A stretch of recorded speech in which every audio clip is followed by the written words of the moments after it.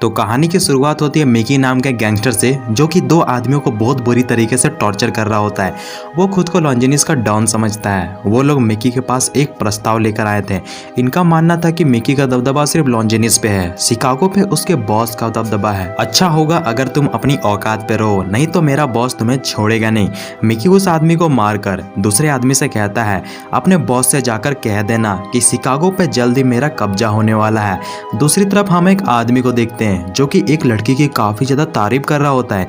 वो उससे कहता है कि तुम बिल्कुल सनी लियोनी जैसी लग रही हो और मैं एक फिल्म का डायरेक्टर हूँ, अगर तुम चाहो तो मैं तुम्हारा फिल्म पे ऑडिशन दिलवा सकता हूँ। वो उसके साथ खुशी खुशी चली जाती है और यह सब जॉन नाम का पुलिस ऑफिसर देख रहा होता है।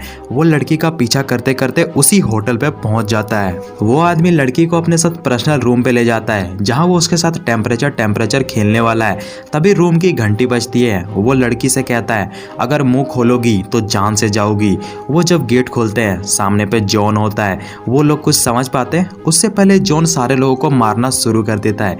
वो लड़की को बचाकर गुंडों को अरेस्ट करके पुलिस स्टेशन ले जाता है, जहां उसे पता चलता है कि ये लोग तो माइकी के लिए काम करते हैं और ना चाहते हुए भी जॉन को उन लोगों को छोड़ना पड़ता है और जॉन को सस्पेंड भी कर दिया जाता है, यानी नौकरी से कुछ दिनों के लिए निकाल दिया जाता है। गुस्से में आकर सबसे पहले तो वो उसी होटल पर रेड मरवा देता है जहां और भी लड़की को किडनैप करके रखा गया था। उन्हें सुरक्षित उनके घर पहुंचा दिया जाता है। तभी वह गैंगस्टर माइकी आकर अपने आदमियों से कहता है, तुमने मेरा नुकसान किया है, तुम किसी लायक नहीं हो। वो लोग अपने बॉस से कहते हैं, ये जिसने भी किया है मैं उसे छोड़ूंगा नहीं। माइकी अपने बॉडीगार्ड से कहता है, तुम्हें मालूम है तुम्हें क्या करना है। वो उसे जलती आग में डाल देते हैं और वहीं उनका भूसा बन जाता है। जॉन जब घर जाता है, उसकी बीवी उसके चेहरे पर निशान देखकर डर जाती है। वो कहती है, तुम्हें ऐसे रिस्क वाला काम नहीं करना चाहिए, अब मैं माँ बनने वाली हूँ। दूसरी तरफ हम एक बार को देखते हैं जहाँ माइकी अपने आदमियों के साथ बिजनेस की डील कर रहा होता है और उसी होटल पर जेरी नाम का एक डिटेक्टिव भी होता है। जेरी माइकी की गर्लफ्रेंड ग्रेस के ऊपर फिदा हो जाता है। उसका दोस्त कहता है, उसे भूल जाओ और गलती से भी उसके पीछे मत चले जाना। ग्रेस जब जेरी के बगल से गुजरती है, जेरी का ठरकपना शुरू हो जाता है।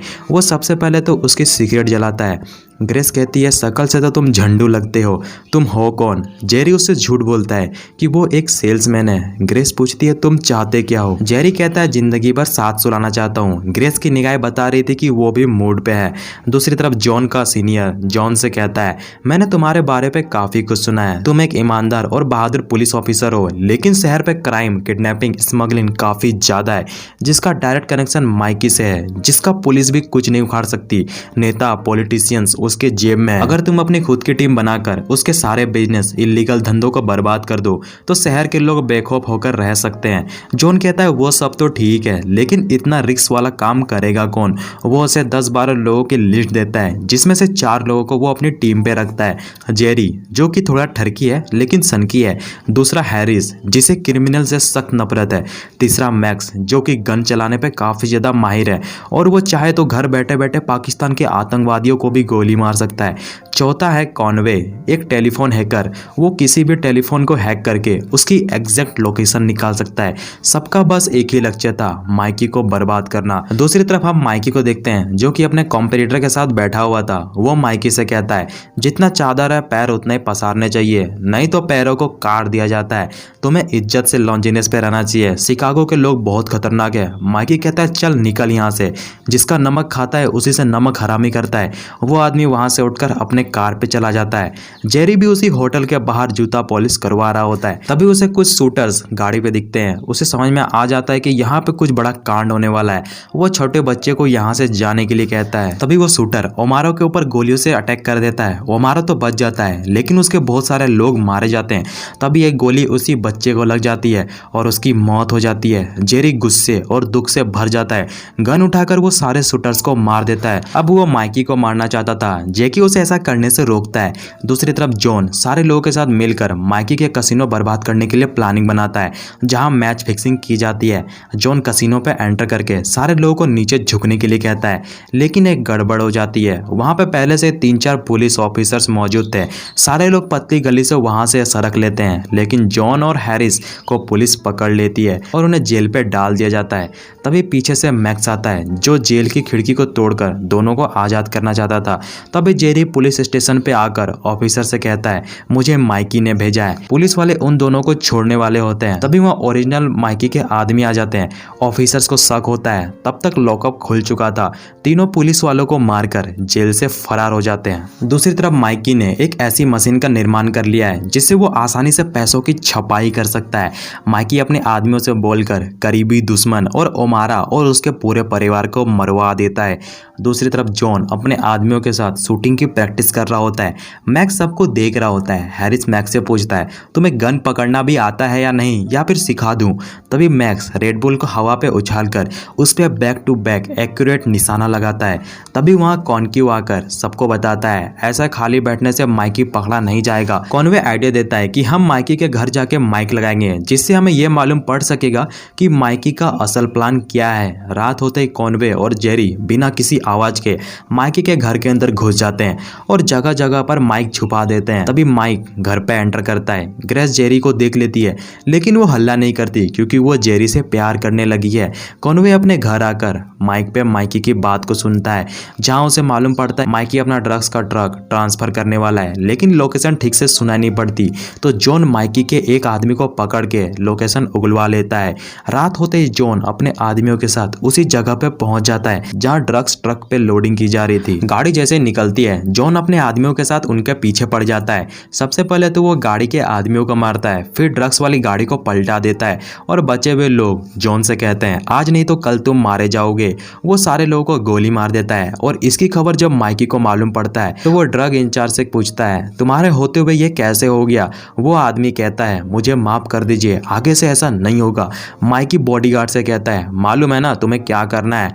वो लोग उसे ड्रिल मशीन से मार देते हैं। दूसरी तरफ जॉन अपने आदमियों के साथ घर पे पार्टी कर रहा होता है। जॉन की वाइफ जेरी से कहती है तुम जॉन का ख्याल रखना, वो रिस्क काफी ज्यादा लेता है। तभी इनके घर पे जॉन का सीनियर आता है।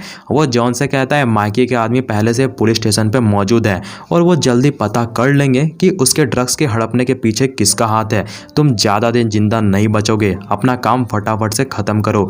एक एक करके जॉन माइकी के सारे काले धंधे को बर्बाद करना शुरू कर देता है और सारे होटल्स को भी जला देता है। दूसरी तरफ जेरी ग्रेस को माइकी से मिलने जाने के लिए रोकता है। ग्रेस कहती है अगर मैंने ऐसा नहीं किया तो वो मुझे और मेरे परिवार को मार देगा।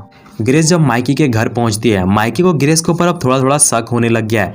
जॉन प्लानिंग करता है कि माइकी का जो सबसे बड़ा बिजनेस है पैसे छापने वाला, उसको बर्बाद करना है। कॉनवे की मदद से वो उस बिल्डिंग की लोकेशन निकलवा लेता है और जॉन अपने आदमियों के साथ होटल पे एंटर कर जाता है, जहां वो सबसे पहले गार्ड्स को मारता है और सारे पैसों को जला देता है और पैसे छापने वाली मशीन को भी तोड़ देता है। माइकी जब ऑफिस पहुंचता है, वहाँ की हालत काफ़ी बुरी थी। गुस्से में आकर वो पुलिस ऑफिसर्स को बहुत बुरी तरीके से मारता है। माइकी को इतना तो समझ में आ जाता है कि जिसने भी उसको बर्बाद करने की कोशिश की है उसे पैसे की लालच नहीं है, पक्का वो कोई ईमानदार ऑफिसर होगा। दूसरी तरफ जॉन खुशी में जश्न मना रहा होता है। दूसरी तरफ माइकी को यह समझ नहीं आ रहा होता कि उसकी गुप्त जानकारी को लीक किसने किया। वो पूरे घर की तलाशी करने लगता है जहां उसे माइक मिलता है। घर की केयर टेकर ग्रेस को यहाँ से हमेशा के लिए जाने के लिए कहती है। दूसरी तरफ कॉनवे को मालूम पड़ता है कि माइकी एक और ड्रग्स का ट्रक ट्रांसफर करने वाला है। जॉन कहता है तुम सुनते रहो, माइकी हमेशा जगह और कोऑर्डिनेट बदलते रहता है। दूसरी तरफ ग्रेस जेरी से मिलकर उसे बताती है कि वो जान बचाकर माइकी के घर से भाग कर आई है। तभी वहाँ माइकी के आदमी आकर ग्रेस से कहते हैं चलो बॉस ने तुम्हें बुलाया है। ग्रेस मना करती है। वो उसके चेहरे पे तेजाब डालने की कोशिश करता है। जेरी दोनों आदमियों को मारकर वहां से भाग जाता है। वो ग्रेस को लेकर जैकी के पास पहुंचता है और कहता है किसी तरह से रातों रात ग्रेस को शहर से बाहर लेकर जाओ।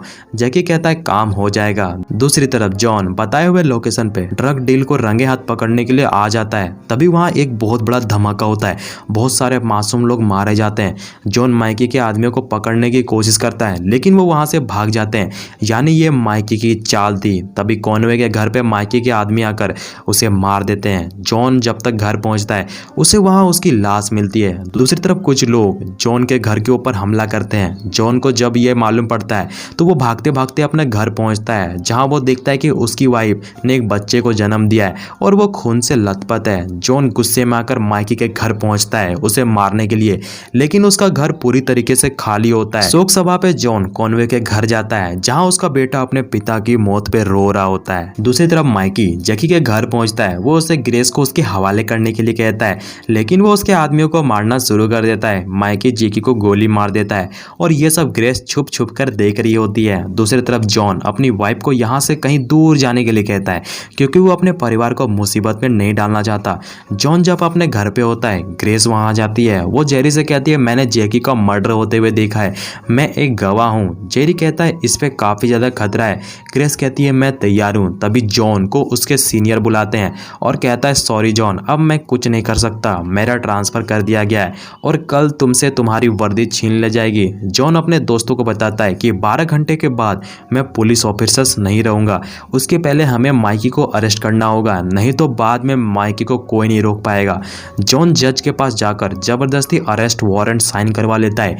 जॉन के जाते ही जज माइकी को कॉल करके बता देता है कि जॉन ने तुम्हें पकड़ने के लिए आ रहा है। जॉन जब अपने लोगों के साथ माइकी को अरेस्ट करने के लिए पहुंचता है, उसके आदमी बंदूक के साथ स्वागत के लिए खड़े होते हैं। जॉन सारे बॉडीगार्ड्स को मारकर बिल्डिंग पे घुस जाता है और बचे कुचे हुए लोगों को मारना शुरू कर देता है। माइकी को समझ में आ जाता है कि उसका बचना मुश्किल है, तो वो पतली गली से सरकने लगता है। जॉन उस पर अंधाधुंध फायरिंग करने लगता है। माइकी गाड़ी पे बैठकर वहां से भागने लगता है। जॉन उसके गाड़ी का पीछे लटक जाता है और ड्राइवर को गोली मार देता है। गाड़ी जाकर टकरा जाती है। माइकी का आदमी जॉन को गोली मारने वाला होता है, तभी पीछे से मैक्स उसे गोली मार देता है। माइकी गाड़ी से बाहर निकलता है। वो कहता है, लो मुझे अरेस्ट कर लो, लेकिन वो अपने दोस्त का बदला लेना चाहता था। वो माइकी को काफी बुरी तरीके से मारता है। तभी कुछ देर बाद वहाँ मीडिया और पुलिस ऑफिसर्स आ जाती है। वो उसे पकड़कर अपने साथ ले जाती है और उसे आजीवन कारावास की सजा सुना दी जाती है। जेरी ग्रेस से शादी कर लेता है और जॉन अपनी वाइफ के साथ खुशी खुशी जिंदगी बिताता है। और इसी के साथ मूवी यहीं पे डी एंड हो जाती है।